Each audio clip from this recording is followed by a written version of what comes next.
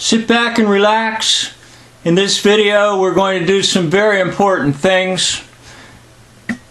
Eventually we're going to kill Hitler, then we're going to kill Bigfoot, and because we kill Bigfoot there will be no danger of a virus infecting anyone on this earth. But you have to ride along with me in this film, and we're going to speed it up rather quickly. It begins in a bar, which is an interesting thing because I believe the main character's name is Calvin Barr, and Calvin Barr has a life experience where he actually killed Hitler, so he's recalling it in the bar. That's what you just saw there very quickly. Now he's going home, and he's going to encounter some thugs. He's going to beat up the thugs, even though he's an old man. There he is with his dog. He's all alone. Now he's off on his adventure to kill Hitler. But first, he has to undergo a ritual. We'll take a look at the ritual. The man that's going to shave his beard tells him that unless there's a cut or a blood, his mission will not be accomplished. So what's going to happen is that he is going to take the razor and cut him. And then in that sense, he will be able to fulfill his mission. Which is interesting because in the occult there's always blood. And this is kind of a blood covenant sort of thing. And he's going to eventually then, quote, kill Hitler. So I'll speed it up and watch for the point where he cuts him with the razor.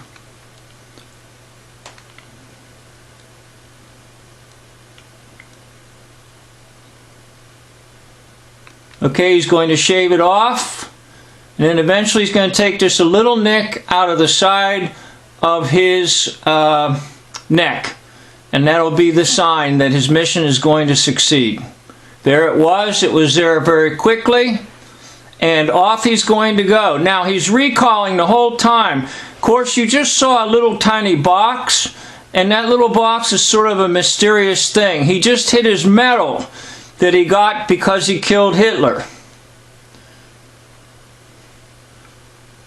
Now he's recalling the start of the whole adventure, and he meets a young lady.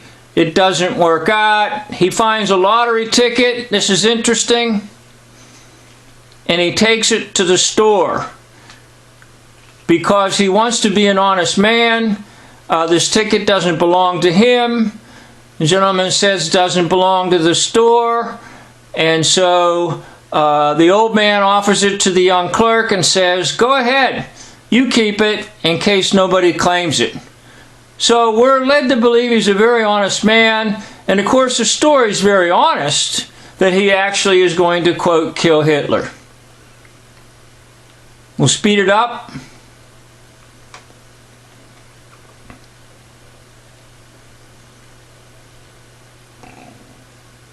Okay, now he's in the barber shop, and this is pretty interesting because in this particular scene in the barber shop, he notices that the clock is correct in the mirror. Usually a clock is incorrect through a mirror, but the real clock is not correct, but what is correct is the mirror. Now that's interesting because basically speaking, what we think is reality is actually a mirrored reflection of reality. It's not really reality. It's been created by the father of lies, the devil, and his demonic forces. So in this barber shop, he picks up on something strange, and that is about the clock. That he can read the clock in the mirror, which means he's in a different time. So I'd like to suggest to you something that I had today on an insight. The insight was there's real time and there's real time. R-E-E-L, real, like fictional or created on a reel, a video reel, a movie reel, and then there's R-E-A-L, real time. So of course, Hitler, Bigfoot, and the deadly virus in this movie, they're all in real time, R-E-E-L, real, not R-E-A-L. Okay, I'm going to speed it up.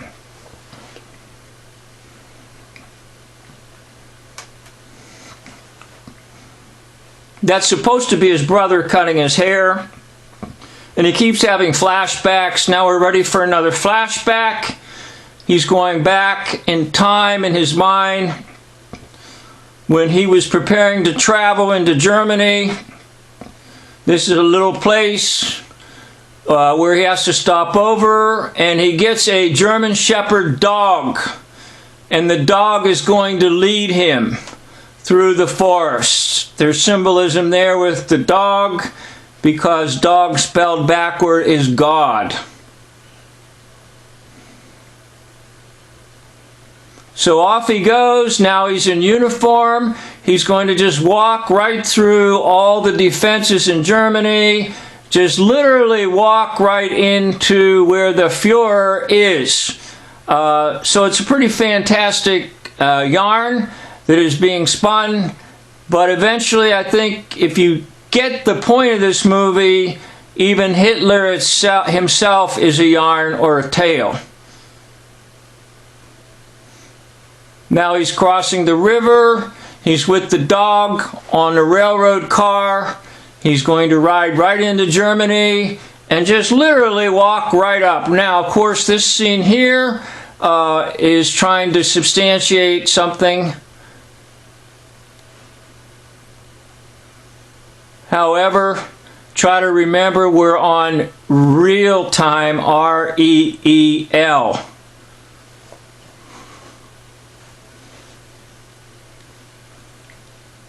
Okay, he just kind of breezes by anybody. He's in a uniform. He has some kind of a document. And somehow from being in the woods, he's going to go right into the Fuhrer's bunker. There he goes, just waltzing right in, leaves a dog right out there. And of course, he's going to come in here and he's going to go through some security checks. Now, I'm going to slow this down so that you can see some things here that I think are pretty interesting. That is, he has a cigarette case and somehow that becomes a gun. Of course, he's nervous. And Hitler is by the fire. Now, I think some of the symbolism here might be that this is like a throne room. This is the throne room of the devil. And somehow he walks right into the throne room, and Hitler must be expecting his visit. And in the conversation, something strange is going to happen, and when he opens up this envelope, there's going to be a big surprise, and I'll try to freeze frame it when he opens the envelope.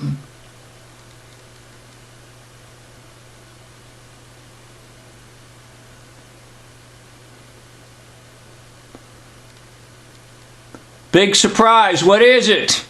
It's Uncle Sam. Hitler sees Uncle Sam. Now, Uncle Sam is a parallel to or another version of the Baphomet, that is the devil.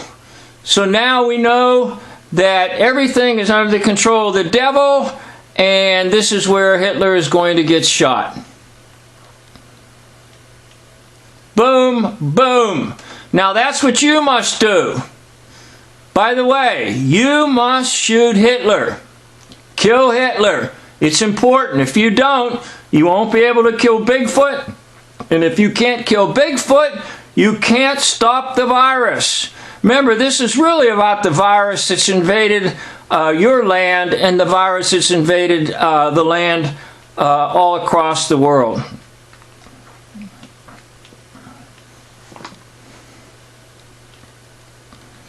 Okay, Hitler has just been killed. This is his early, younger life.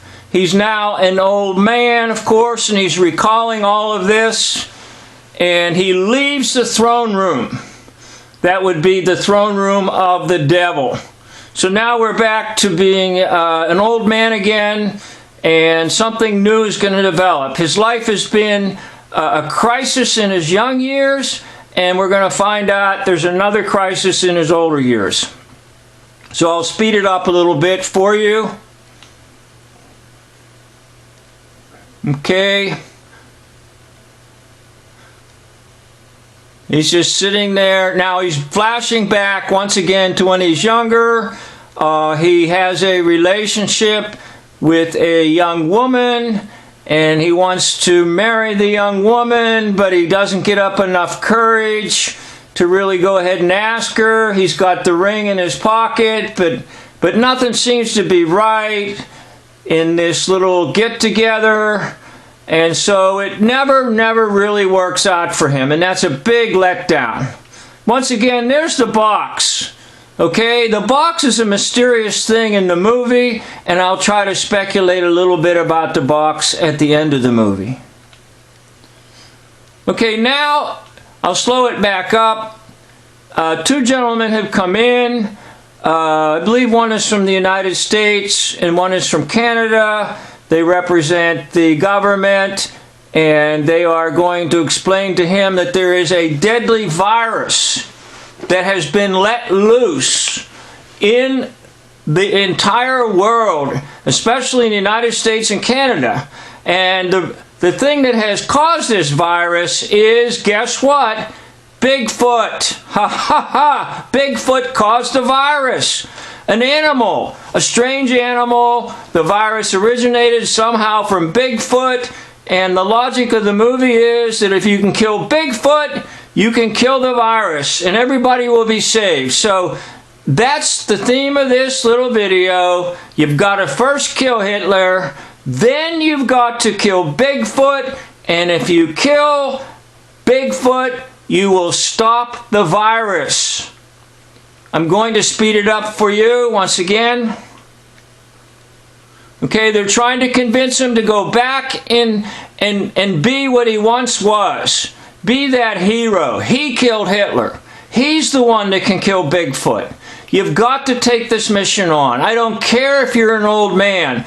It's up to you. You're the hero. You were the one that killed Hitler. They're trying to explain to him, and you can do this. You can kill Bigfoot.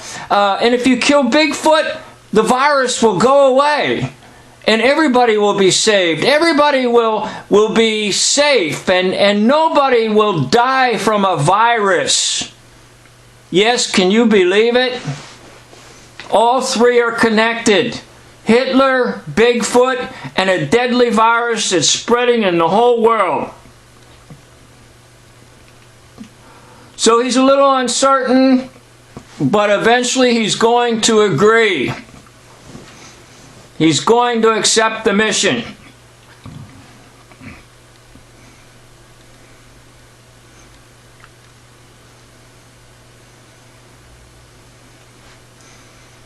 Okay, once again, there's a little more dialogue, a little bit of uncertainty, but eventually the outcome is the mission's a go. Now he's got to get ready for it. And that's what's going to happen here in just a couple minutes.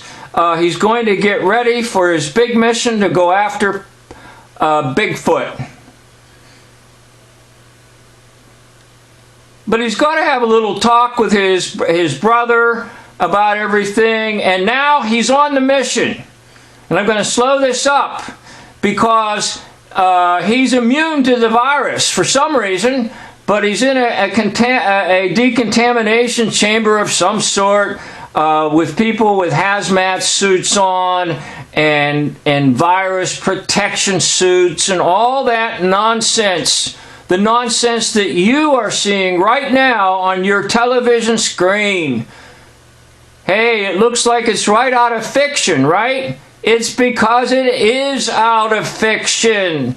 It's because it is all fiction. It's because it is a novel virus, novel. Now there's your guns, and one of those can help kill Bigfoot, and that would represent your number 7, your Zion, your mind weapon. And the mind weapon needs to be used here on Bigfoot. And it needs to be used on Hitler, and hence if you use it on Hitler and Bigfoot, you can use it on the virus, and you'll realize that it's all fiction. Okay, he's trying to kill Bigfoot with that number 7 or with that mind weapon. And he's in the woods. There's a little bit of blood. He knows Bigfoot's nearby. He almost falls down. He almost ends the mission just by stumbling. But nothing is going to deter him. He's a man that's driven. Now, you've got to be a man or a woman that's driven for truth. Now, for some reason, he breaks his finger because it was already broke. And I like to joke and say, there's something broken. Yes, and it's your mind. Now he's calling the experts, and the experts are going to tell him, keep going. Now that's you with the cell phone. That's you with the computer. That's you exchanging information with others in the world out there about the latest news on the coronavirus. And you're all certain that what you're being told is absolutely true because they're all experts, and you're not an expert. And the truth of the matter is they're all actors, and it's all nonsense. But your mind won't allow you to go there because you've been programmed since birth, and you can't handle the fact that something sounds strange to you. Well, what's more strange? What I'm saying, or that the whole world now is being threatened by a virus and thousands are dying everywhere? See, that's you. You're trying to figure it out now. You're trying to figure it out. Am I telling you truth? Am I telling you lies? Am I a psychotic? Am I a mental case? All right, so he's going to keep going until he finds Bigfoot. So I'm going to speed it up a little bit. That wasn't Bigfoot, but Bigfoot's somewhere nearby. Nothing will stop him. Time to take a rest. But the little dinosaur, oh, that's interesting. A little dinosaur was given to him by a child. Let's throw another little untruth in there. Let's throw another little fiction in there. Dinosaurs. Terrible lizards. Yes. Oh, they roamed the earth. They were big, big animals and big lies like Bigfoot, Hitler, and the deadly virus. They're all in there. Okay? There you go. I believe he's near Bigfoot. Bigfoot's fighting with him. Oh, oh, oh, oh, come on, come on, you can do it, you can do it. You can kill Bigfoot. Come on, listener. Come on, watcher. Come on, deal with it. Deal with it. Come on now. You think this is crazy. You think what I'm saying is crazy. But there's your monster. There's your worst nightmare. There it is. The virus. The state of emergency. Everybody's going to die. You're struggling. You can't take it. Oh, your mind's struggling because this is cognitive dissonance for you. Yes, it's cognitive dissonance. Those monsters are real. Oh my gosh, they're everywhere, and Bigfoot represents all the monsters. Ah, there. Oh, it's ugly. It's ugly. It's ugly to come over on the other side and realize you've been told lies your whole life. Oh, it's ugly. That monster just can't die. You don't want to do it. Look, he doesn't want to do it. Why? Why don't you want to do it? Come on, tell me why. Why don't you want to kill Bigfoot? Ah, there you did it. Oh, wasn't that great? Oh, you should feel good. Oh, I know, it's tough. It's tough. I had a rough time too. I did. I had a rough time killing lies. I had a rough time killing big lies and coming to truth. And it will exhaust you. And you might not be sure of yourself. But that's okay. Now listen, everybody thinks he's dead. And they will give him a burial.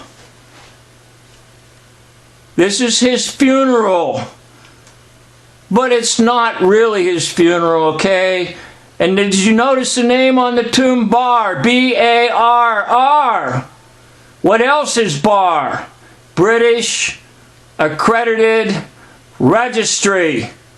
Now this gentleman in the barber shop is talking over about things in life, and he's talking over about his brother, and it's a shame, and you know, future generations. This kind of represents passing on lies to future generations and life going on as usual.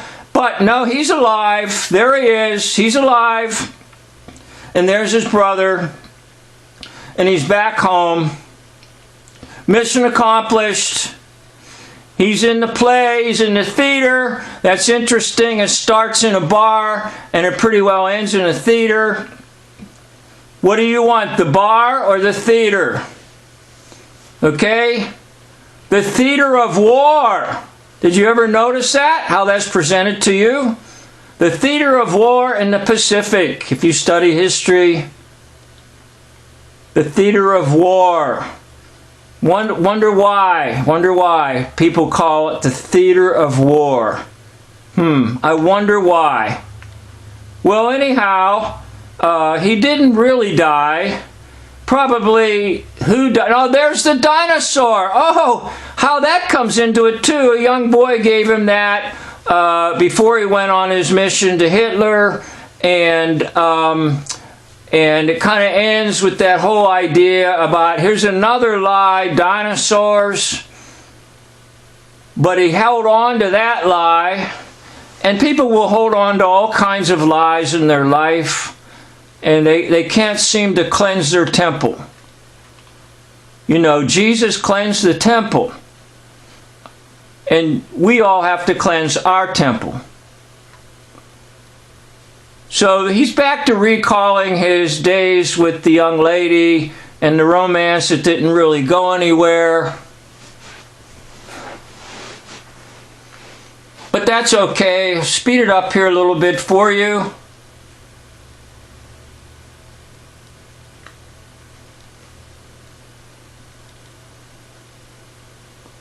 It really didn't work out in his life. But what really worked out was, guess what? He killed Hitler. Now what he did, he went to the grave that was supposed to be his grave, and his brother buried that box. That little thing with the toe and the foot is throughout the movie. I don't have too many thoughts on that right now. But the box was under the bed, and the box is what was buried in the grave. Not him, not his body, okay? So there's a difference between the box and his body. Now, in the shoe, there was some kind of a pebble or a stone that was causing him to do all that. But it's the box that he recovers. And he goes off carrying the light.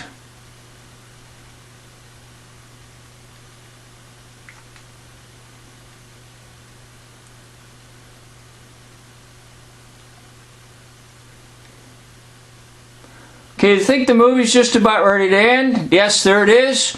And my thoughts on the box are this. I'll go backwards.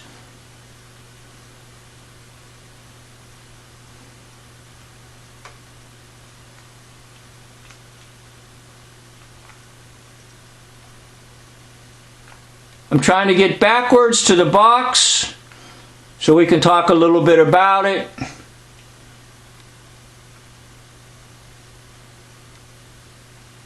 There he is. He dug up the box from the grave. Now, what's in the box? We're never told, and so I'm going to speculate a little bit for you, and I think it might be the fact that under all the, quote, legal system, which is color of law or false law, a fictional law, a fictional court, anything in a box does not really count. So what was buried was his straw man, or his persona, but he recovers it so that he can continue to be both. And that was a persona that was all fiction about killing Hitler and killing the Bigfoot, and then the virus going away. So the box sort of represents fiction, and he didn't like being separated from fiction, so he recovers the box so that he can go on with a bunch more nonsense and lies. And that is usually the way it is, I think. Even if people do come around on a few things, what can happen is that they will continue to ingest lies and continue to accept lies and live kind of a blended life whereby there's lies and some truth. Now, the purpose of this video was to wake you up and to show you through the crazy title of this movie, Kill Hitler and Kill Bigfoot and then kill the virus. Now, you can only do that by realizing there's a real world and there's a fictional world. There's real time, R-E-E-L, and then there's R-E-A-L, time. So what you are shown through the media is real time, R-E-E-L. And you want to live in real time, R-E-A-L time. And I missed a spot in the video. I must have went through it rather quickly, but there is a point in the video where he's got a watch in Germany, and he wears it, and it's a swastika. It's an interesting thing in the movie, but it's to show you that you can't tell time if the hands on the clock or the watch are a swastika. You have no idea. But anyhow, there's two different realms of time. There's real, R-E-E-L, and there's R-E-A-L. So I hope this little video that I made will allow you to live in real time and put your efforts in life on real things and try to dismiss the things that are R-E-E-L. And that would include Hitler, that would include Bigfoot, and that would include the deadly virus as presented in this movie that was in Canada and the United States, and now is actually on the television before you 24 hours a day, 7 days a week, and has caused closings of all kinds of institutions, and now it's going to make a major impact on your pocketbook and wallet and mine and everyone's around us. The economic collapse possibly from this will happen. So thank you for watching.